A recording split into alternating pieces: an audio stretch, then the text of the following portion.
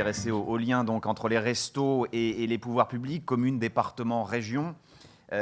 Ces relations ont-elles évolué au fil du temps et peuvent-elles s'assimiler à un long fleuve tranquille? Ce qui est certain, c'est que les restos ont besoin des collectivités locales et les collectivités locales ne peuvent plus se passer des restos pour répondre aux besoins des plus démunis, des plus pauvres. Plus de 2000 centres des restos, on le rappelle, sont implantés partout en France. Le maillage territorial des restos est donc très très important. À mes côtés, Luc Carvounas, soyez le bienvenu, sénateur maire PS d'Alfortville dans le Val-de-Marne. À vos côtés, Bob Vancier, bénévole au Resto du Cœur, soyez le bienvenu, Bob, et Boris Ravignon, maire républicain, je vous vois, de Charleville-Mézières, dans les Ardennes. D'abord peut-être, Bob, avec vous, un premier constat, cette relation entre les restos et les pouvoirs publics, c'est un partenariat que l'on peut qualifier de solide. De solide et qui a commencé très vite et très fort. Parce que quand il a fallu répondre à l'impact de l'appel de Coluche dès la première année, donc ça a eu lieu le 26 septembre, et il a fallu 2 mois pour mettre en place un maillage national. Et donc aller contacter les municipalités pour qu'elles mettent à disposition des locaux et des moyens pour pouvoir distribuer de la nourriture. Et là où ça coinçait, eh bien, Coluche arrivait avec les caméras et les médias, et les solutions se trouvaient très rapidement. Donc très très vite, ça a été déterminant dans l'action Resto, et ça continue encore, puisqu'aujourd'hui, 80% des locaux sont mis à disposition par les municipalités. Ça veut dire quoi? Ça veut dire que sans l'aide des collectivités, finalement, les restos n'auraient pas la même dimension? Oui, bien sûr, c'est dans un sens comme dans l'autre. Les collectivités ont intérêt à ce que les restos fonctionnent par rapport à l'effet de levier dont on parlait ce matin, par rapport à notre modèle resto qui fait que, effectivement, nous avons accès aux personnes accueillies d'une certaine manière, auxquelles les services publics ne peuvent pas accéder. Luc Carvounas, dans votre commune, Alfortville, les restos sont présents? Ah, mais ils sont présents et depuis longtemps déjà. Merci à Henri Nallet, Gilles Finkelstein et Laurent Cohen de m'avoir proposé de participer à cette table ronde. C'est toujours quand on est maire, et c'est pas mon collègue présent ici qui le niera. C'est toujours intéressant de pouvoir s'enrichir de différentes expériences. Les Restos du Cœur à Alfortville, c'est une belle histoire, et c'est une histoire qui date depuis l'appel de Coluche. Et en même temps, je veux dire que si aujourd'hui les Restos du Cœur ont 30 ans, c'est aussi parce qu'il y a eu ce fer de lance qui a été Coluche, de pouvoir, monsieur l'a dit, faire en sorte que les choses s'alimentent et se fassent quasi naturellement. Ma foi, parfois on peut aussi être un peu surpris. Et puisque vous m'avez invité à parler de ma commune, nous avions, avec mon prédécesseur, René Rouquet, l'ancien maire d'Alfortville, installé les Restaurants du Cœur en pied d'immeuble, avec tout ce qu'il y avait de nécessaire pour faire les livraisons. Et il y a eu malheureusement de plus en plus d'administrés qui venaient vers ce centre pour pouvoir profiter des services des Restaurants du Cœur. Et on a eu, dans l'immeuble, des locataires qui s'en sont plaints, qui ont même porté jusqu'au tribunal administratif le fait que nous n'avions pas le droit d'avoir installé les Restaurants du Cœur à cet endroit-là. Et moi, j'étais absolument abasourdi, à l'époque j'étais déjà maire, de me retrouver avec l'obligation de voir déménager les restaurants par rapport au service que cela apportait, et que ce soit finalement des Alfortvillais ou un peu égoïstes qui ont voulu mettre à la porte ce qui, au quotidien, répondait à une urgence.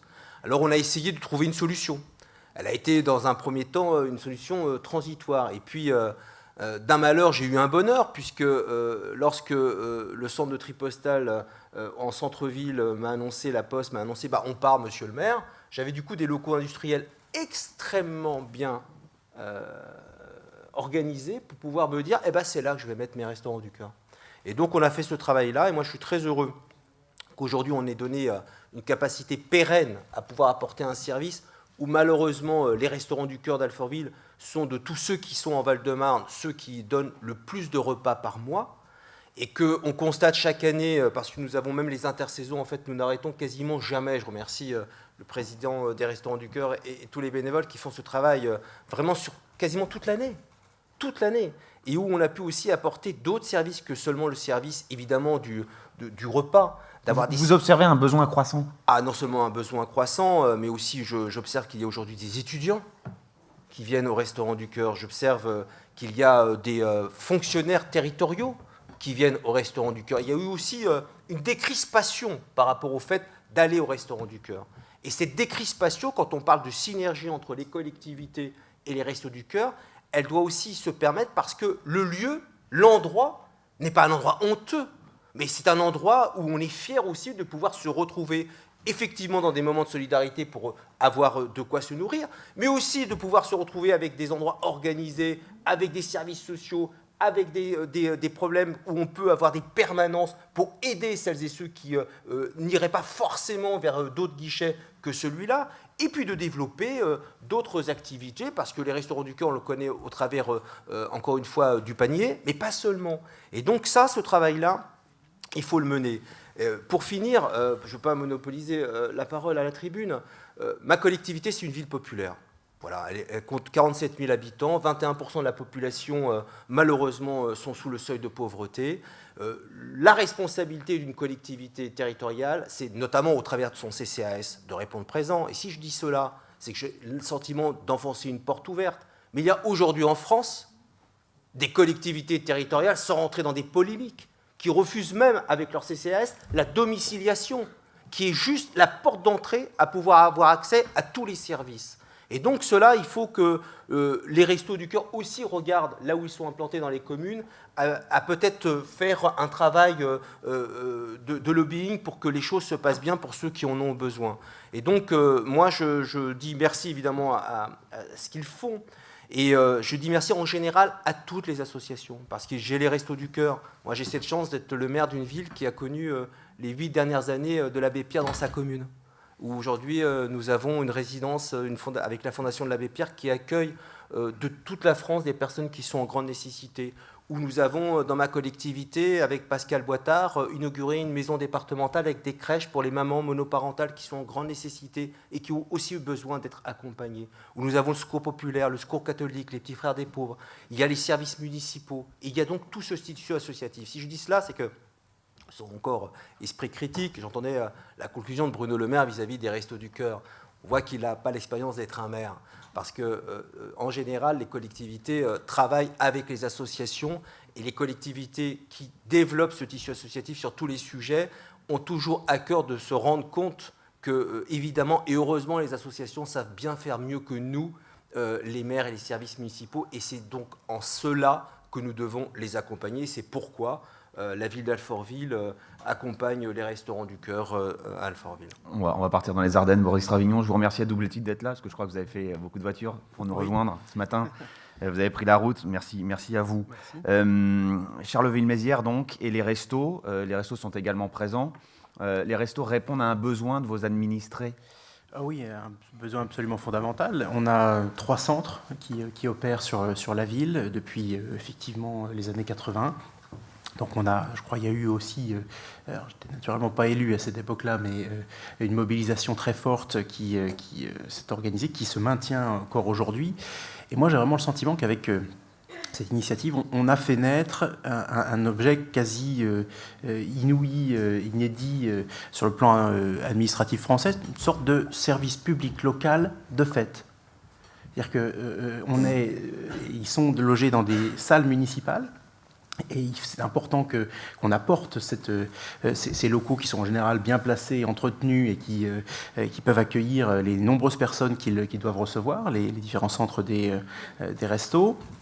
On a mis aussi en place, en partenariat avec le département, un centre de stockage, parce que le gros défi, je pense que c'est souvent la logistique aussi, de pouvoir conserver, stocker en amont et puis dispatcher au bon moment. Donc on a essayé d'organiser complètement ce travail des associations, et on a vraiment aujourd'hui un besoin crucial qu'il monte encore en puissance. Donc je suis confronté, et j'entends le maire d'Alfortville expliquer les difficultés qu'il a pour faire grandir et trouver des nouveaux locaux. On est confronté exactement au même problème, doublé de difficultés parfois de sécurité aussi, puisqu'on a connu malheureusement plusieurs effractions sur les locaux dans lesquels stockaient de la nourriture au profit des restos, ce qui a absolument scandalisé, et à très juste titre, la population, bien sûr les bénéficiaires, tous les bénévoles. Et donc, on a ce double enjeu de les reloger et de les installer dans des conditions beaucoup plus sûres de fonctionnement.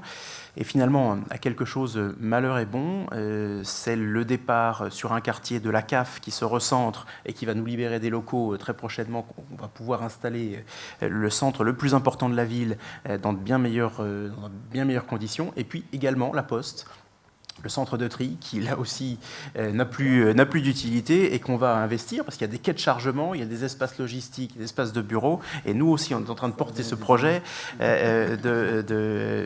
d'installer mieux et plus correctement, cette fois-ci carrément la fédération, la structure départementale des restos, parce que c'est là qu'ils ont le souci logistique. Et donc, voilà, on accompagne cette croissance du besoin. En la déplorant, bien entendu, on aimerait tous, et chaque fois que je rencontre les bénévoles, on aimerait tous être...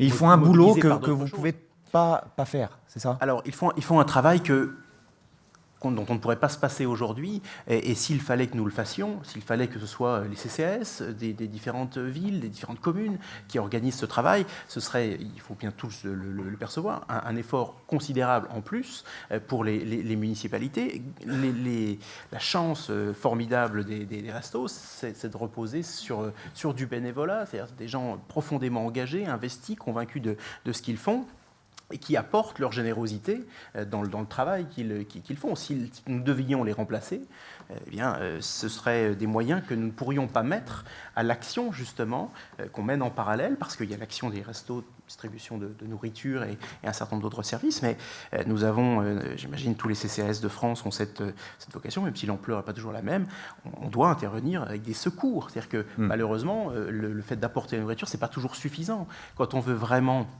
tirer certains de nos concitoyens d'une situation, c'est souvent d'ailleurs des failles administratives dans lesquelles ils tombent. C'est la personne qui a des droits au RSA, mais pour une raison totalement inconnue, où on n'arrive pas à lui faire d'avance. Et donc, pendant plusieurs semaines, elle se trouve absolument sans aucune ressource. Là, la seule solution, c'est les secours des CCAS, et le secours du CCAS de la ville de Charleville. On en distribue 1,5 million tous les ans. Donc, c'est dire l'ampleur du besoin. Naturellement, s'il n'y avait pas les Restos du Cœur, eh bien, ces ressources-là, elles seraient amputées des moyens que nous devrions mettre à assurer cette distribution. Donc, c'est pour ça que moi, je parle de service public local de fait, qu'il faut absolument préserver, soutenir et continuer à encourager. Bob Vancier, vous qui êtes bénévole, je le rappelle, les relations avec les communes sont optimales ou pas? Alors, c'est très bien qu'on ait cette conversation maintenant autour de cette table, parce que c'est la parfaite représentation de ce qui se passe sur le terrain. Effectivement, quand vous évoquez la notion de service public pour les restos, eh bien non, les restos ne sont pas un service public, justement. Voilà, c'est ça qui est très important. On a notre autonomie de fonctionnement, et par contre, on doit avoir à disposition des moyens publics pour fonctionner.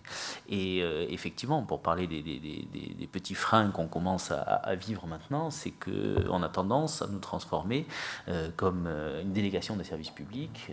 Quand justement, au lieu de subventionner, on fait un appel d'offres et un appel à projet. Et donc, c'est clairement l'endroit dans lequel on ne veut pas aller pour avoir notre autonomie de fonctionnement. Ça, vous le voyez apparaître, ça n'existait pas il y a encore quelques années, ça? Oui, bien sûr. C'est lié à quoi? À la baisse des dotations? En fait, il y a deux notions. La pour les première, collectivités locales? Il y a de plus en plus de personnes à aider, d'un côté, Oui. et de l'autre, les municipalités ont de moins en moins de moyens. Donc cet effet ciseau fait que effectivement nos discussions doivent être de qualité et le bon sens doit primer, parce qu'effectivement pour faire face à nos responsabilités, il faut qu'on arrive à trouver le meilleur moyen de fonctionner ensemble. Voilà. Et donc c'est pour faire face à ces contraintes-là qu'effectivement on doit bien veiller à notre autonomie de fonctionnement tout en bénéficiant des aides publiques.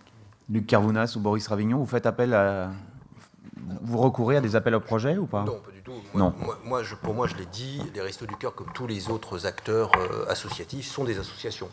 Hors de question que ce soit un service public, et je ne mettrai pas une pièce dans la machine dans ce sens-là. Oui, les collectivités ont moins de dotations, ok. Mais on va se parler clair. Il y a aussi une approche politique différente sur la question de la pauvreté. Moi, je n'ai pas allé chercher très loin dans mon département. J'ai mon voisin qui préfère m'envoyer ses pauvres chez moi pour la domiciliation au CCAS. On n'a pas la même approche.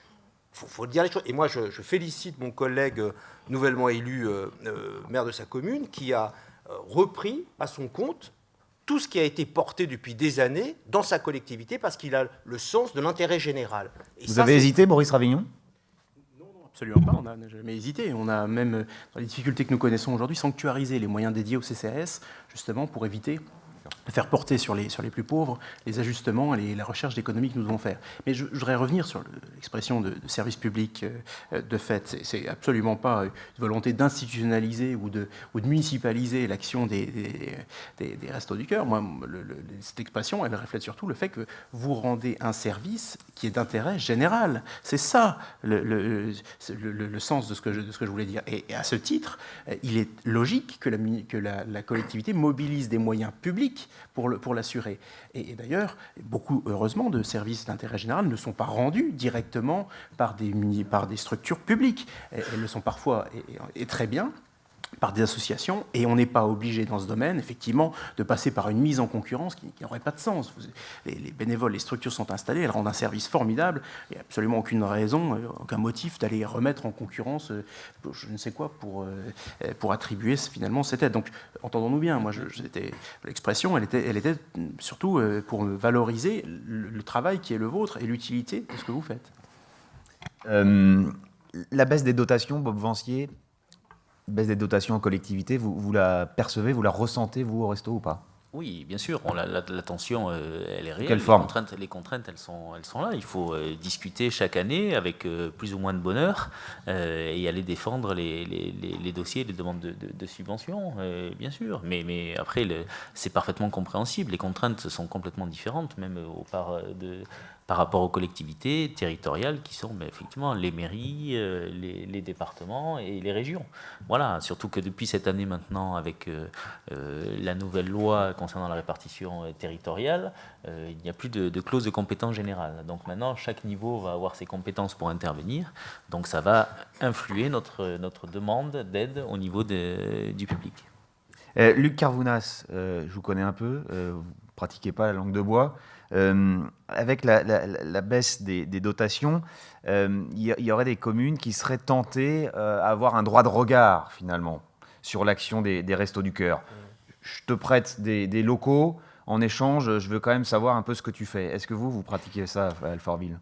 Heureusement pas, c'est pas l'histoire de la Vraiment commune. Ah, heureusement pas. D'ailleurs, je dis attention à un maire qui mettrait ce genre de dispositif. D'abord, ça se saurait très vite. Et je pense qu'il ferait les gorges chaudes de la presse. Donc, mais je veux quand même dire une chose. Oui, on appelle les 36 000 communes de France à faire des efforts financiers. Dans ma commune, sur 2 exercices budgétaires, on me demande de faire 6,5 millions d'euros d'économies. Pour autant, mes choix politiques que je porte ne doivent pas impacter sur le pouvoir d'achat des ménages. Et c'est pour ça que dans le département, je suis classé en termes de pression fiscale sur les ménages 14e sur 47. Et pourtant, je suis une des villes les plus pauvres et je ne demande pas les impôts locaux tout en construisant des services publics. C'est effort qu'on nous demande de faire. Il ne suffit pas de dire on baisse les dotations de l'État, ça va impacter sur les associations. Je rappelle juste pourquoi nous devons les faire. Pour relancer l'économie de ce pays, pour relancer l'emploi, pour faire en sorte qu'il y ait moins de pauvreté, que des gens retrouvent le chemin du travail. Donc il faut aussi reprendre la pédagogie de ce que nous sommes en train de faire. Et en responsabilité, parce que c'est d'intérêt général, parce que les restaurants du cœur ont aujourd'hui cette place exceptionnelle. Moi, c'est 15 000 repas par mois.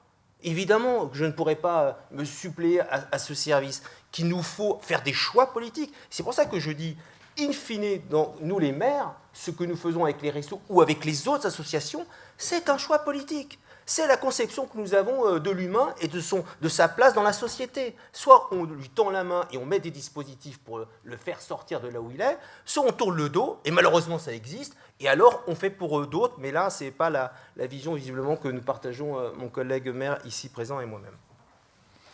Oui, allez-y. Oui, enfin, moi je crois que cet engagement, il échappe assez largement, je pense, au clivage politique traditionnel. Je crois qu'on est tous aussi, comme maires, confrontés à des situations qui peuvent être très différentes. La moitié de la population de Charleville se trouve être dans des quartiers prioritaires au titre de la politique de la ville, donc des quartiers qui sont difficiles. Et là où l'opération récente a consisté à concentrer les aides sur un certain nombre de quartiers, eh bien, l'analyse du niveau de richesse a conduit à Charleville-Mézières à créer un quartier supplémentaire. C'est vous dire, malheureusement, les progrès de la pauvreté sur la ville dans laquelle je suis élu.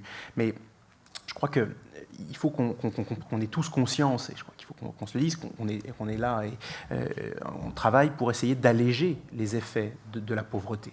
Moi, je crois aussi, et je crois comme maire, moi, je serais tout à fait candidat à ce qu'on essaie de travailler aussi à lutter contre les causes de la pauvreté que nous observons. C'est vrai, et c'était la remarque d'emblée dans la création des Restos du Cœur, de dire on aura gagné lorsque les Restos du Cœur n'auront plus de raison d'être. Je crois vraiment qu'il faut qu'on reste dans cet état d'esprit, de se dire il y a une urgence, il y a un besoin effectivement d'aider, de soutenir nos concitoyens dans ce moment très difficile. Ne perdons jamais de vue aussi qu'il faut travailler sur les causes.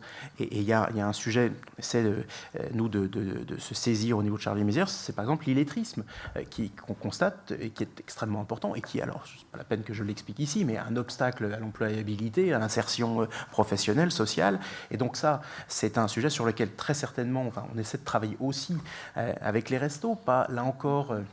c'est pas votre vocation est première, mais il peut y avoir des phénomènes de détection, d'aider, de nous orienter sur les situations difficiles de certaines familles, de certaines personnes. Ça, c'est un travail partenarial qu'on essaie d'avoir, parce que vraiment, apporter des moyens pour aider les gens finalement à supporter un peu mieux les effets de la pauvreté, ou un peu moins mal, mais on doit tous, je crois, travailler à essayer de les en sortir. C'est ça qui est infiniment plus compliqué, et puis qui appelle effectivement un jeu plus coopératif là, entre les collectivités, mais aussi l'État, qui a des moyens importants. L'éducation est importante, et or, aujourd'hui, le collègue ne me dira pas le contraire, on met des moyens à disposition d'une pédagogie qui, elle, quand même, nous échappe très, très largement.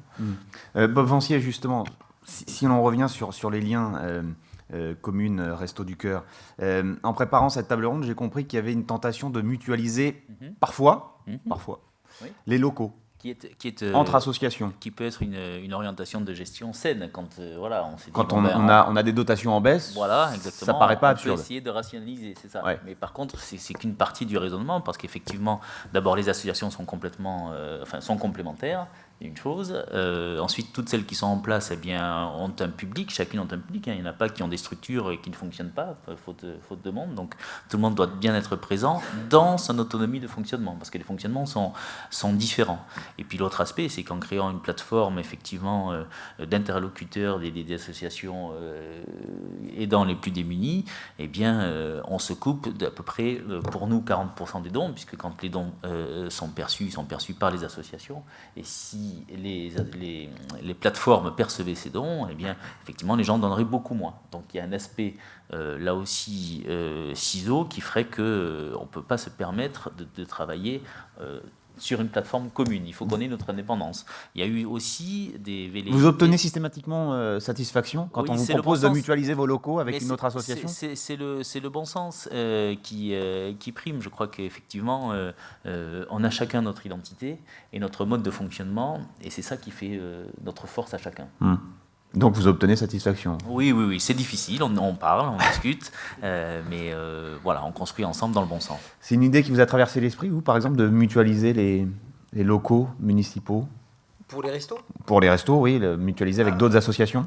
Sincèrement, jamais, parce que non. Je vous ai dit, le nombre d'Alfortvillais qui aujourd'hui passent par les Restos du Cœur, non. Par contre, pour être honnête, d'autres associations plus petites, naissantes, ou qui n'ont pas 30 ans, mais 2, 3, 4 ans, 5, et qui ont envie de faire, parce que tout ça se base sur la base du bénévolat, et qu'aujourd'hui, qu'on le veuille ou non, les Restaurants du Cœur, c'est une marque. Et c'est justement parce que c'est devenu une marque que ça a aussi décomplexé certains de nos administrés d'aller vers elle. Et d'autres associations, qui peuvent être complémentaires, je pense notamment à l'épicerie solidaire, à un moment donné, oui, on avait pensé à mutualiser, et on mutualise. Mais sauf que quand l'oiseau s'envole du nid, qu'il prend vraiment un espace, là, toujours dans des politiques efficaces publiques, il faut se donner aussi comme objectif de lui permettre de passer au stade supérieur. Et donc, la mutualisation, il ne faut pas lui tourner le dos, c'est aussi un passage obligatoire parfois pour avancer et développer de nouvelles associations qui sont complémentaires au resto. Donc j'évoquais tout à l'heure le projet d'investir le relais, l'ancien centre de tri de la Poste, le site qui existait avant, il était mutualisé. Ça, pendant de nombreuses décennies, ça a bien fonctionné avec la banque alimentaire. il y avait finalement, là aussi sur le plan logistique, un certain nombre de logiques à ce que les camions qui véhiculaient les dons aient collecté un certain nombre de produits et les amenaient à un quai unique de chargement. Et puis ensuite, il y avait une partition, d'un côté la banque alimentaire, de l'autre côté les Restos du Cœur, avec une coopération entre les deux qui a, je crois, toujours bien fonctionné.